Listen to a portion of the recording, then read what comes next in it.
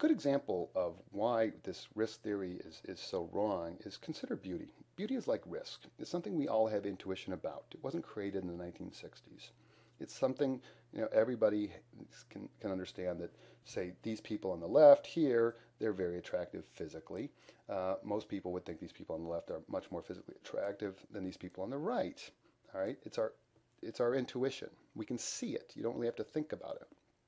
Now, things that we sense, we can actually mathematize. So when we talk about beauty, people have mathematized many dimensions of beauty. One being for females, heterosexual men like myself, find a waist to hip ratio on women of about zero point 0.7 to be maximally attractive.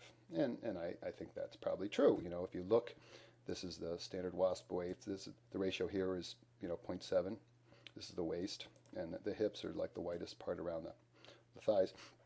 So this woman here's got a nice zero point 0.7, and that's very attractive, and it's more attractive than these other ratios.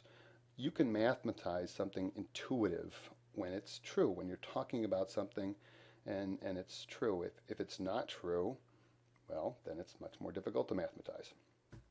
You know, in risk, it's not at all like beauty. It's more like modern art. Take the company Coca-Cola. The company Coca-Cola has low volatility. Stock price volatility is very low. It has a low beta. It's profitable. It's unlevered, so it doesn't have a lot of risky debt outstanding. As a company, it's very safe.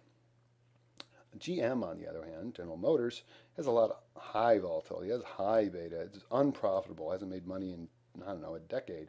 It's highly levered. Now, which of these would you call risky or safe? Well, most people would think Coca-Cola is safe and GM is risky. But if you take firms with the characteristics of GM, high volatility, high beta, unprofitable, and levered, you find they have lower returns than companies with the Coca-Cola characteristics. So, according to the theory that risk begets return, on average, so if you take large portfolios, you get an average, GM must be in some sense safer than Coca-Cola. Coca-Cola is a risky stock because Coca-Cola type companies have higher returns than GM type companies. What sort of crazy world is that? I have no idea. So, like modern art, where you have these guys who write, blank canvases and tell you that's art, or Marcel Duchamp's fountain, which is a urinal, and they say, oh, that's beautiful art. You just have to look at the insiders and say, oh, okay, I guess I'm not educated to understand. But remember, these things are being priced in market by actual people, not just a couple of finance professors. So I think it's implausible to think that, well, GM's safer.